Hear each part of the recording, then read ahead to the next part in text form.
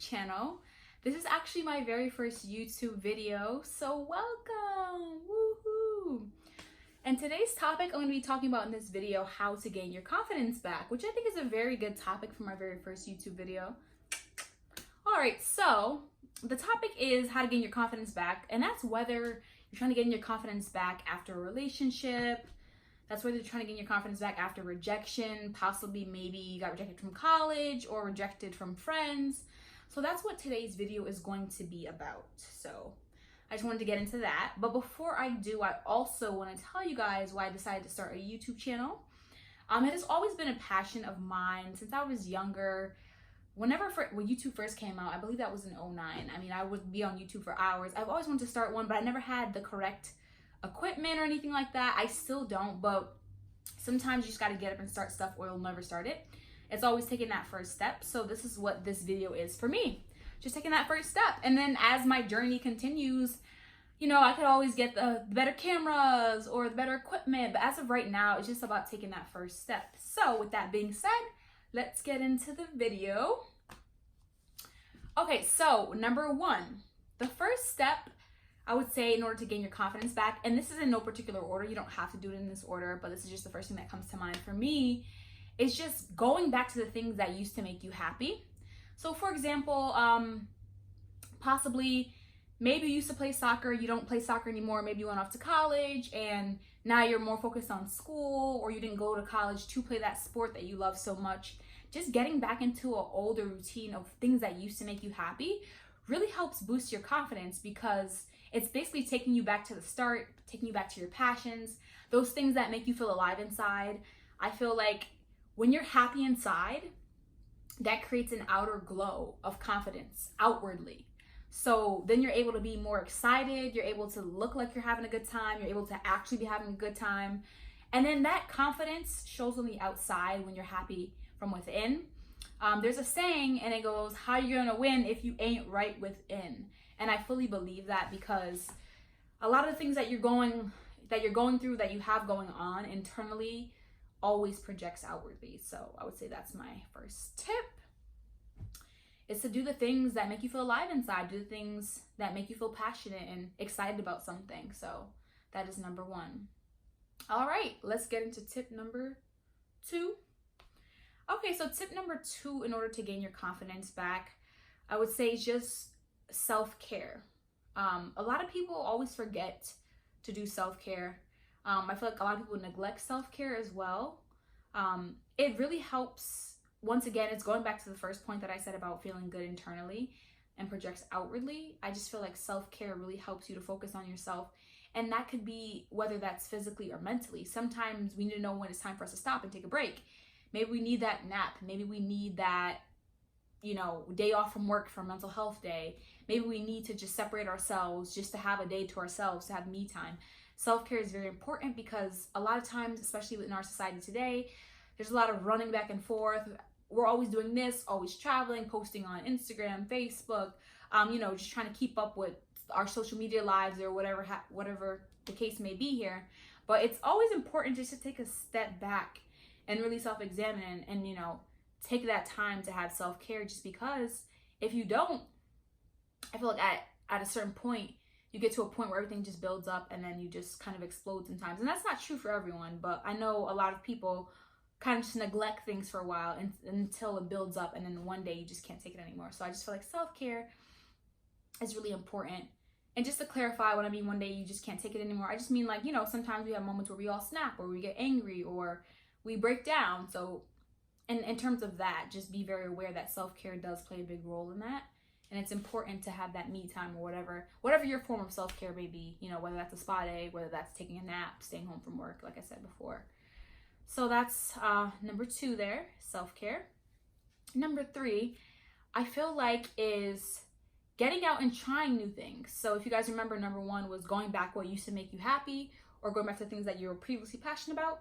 Number three is actually trying new things. Sometimes we discover new parts about ourselves when we try things that we've never done before. For example,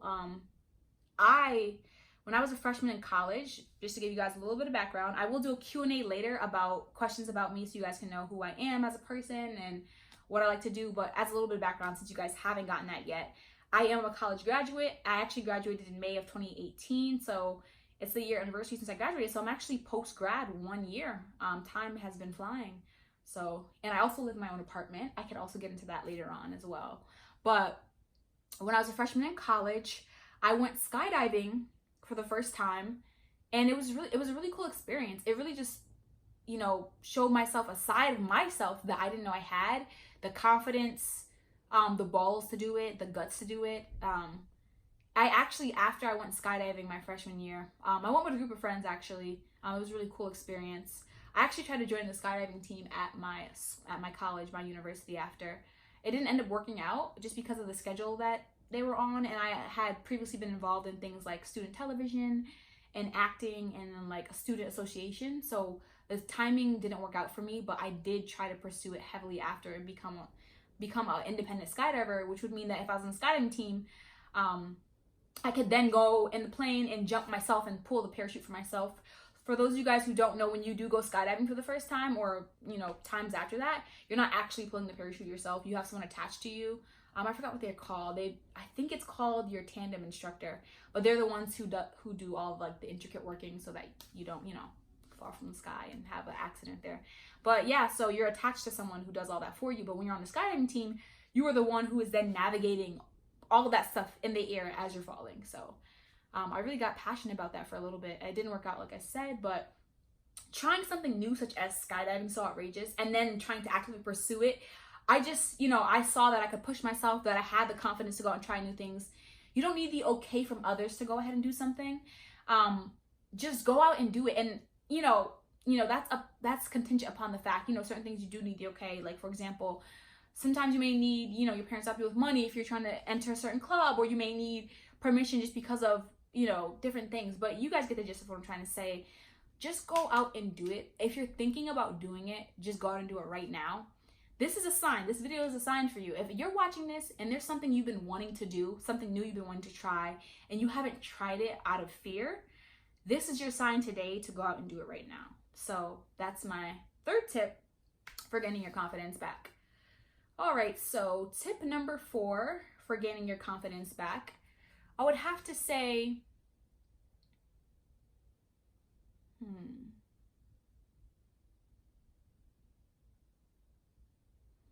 let me think about this. Tip number 4. 6.5 hours later. Okay, tip number 4 for gaining your confidence back is, I have 5 by the way. I would say getting out and doing more activities and just meeting more people. Sorry, I just saw a huge hornet by my window. That was really creepy. Yeah, so I'm filming by 2 windows in my apartment and there's a huge hornet. He cannot get in, but I have a phobia of bees, so that was scary. But yeah, so tip number 4, let's get back into the video here. It's just getting out and doing more activities and meeting new people.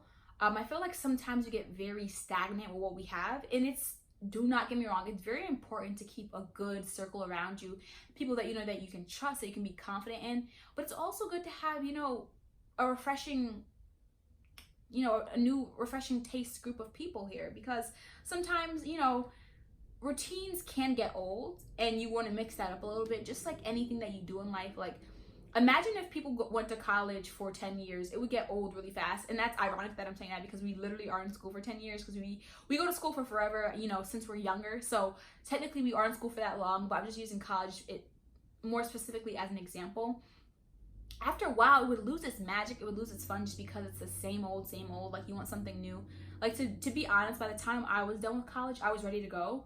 Don't get me wrong, you have those moments where you're like, oh, being a student was so fun, or I wish I could be a kid again, or without the worries of the world, like bills, and you're just being surrounded by all your friends in your college dorm. But that being said, change is also key, just because change is what helps us grow into the better versions of ourselves. So in order to gain confidence, I feel like change is required for that. Not only is it required for that, it catapults us to the next level, because we're not going to grow if we're not challenged to change. And that's been a problem of mine for a while. I always hate change, but I've realized over the years that change is what has made me into my final product. And I'm nowhere near my final product. I'm 23 years old. I just turned 23 in July, by the way. And then today is August I want to say 17th. I probably got that wrong. But yeah, so it just change is definitely something that's required in life. And change helps us to grow into the person that we want to become. So I kind of took that off and made a sub point out of that. So surrounding yourself with new people, meeting new friends, but also the topic of change in general and growth in general. And lastly, I would say, so this would be my 5th tip, or maybe my 6th tip. I don't even know at this point. But the last tip I would have to give is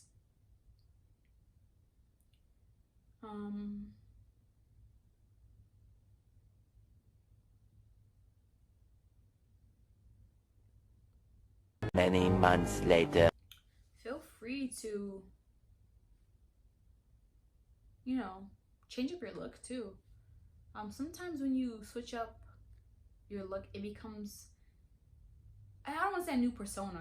You're trying to be someone that you're not, but sometimes I feel like it really helps for you to become confident again in terms of like, this is the new me, I'm turning over a new leaf, or I have a new style. Sometimes switching the little things up really does make us feel good about ourselves, like your wardrobe, and everyone does this. It's actually a really normal thing.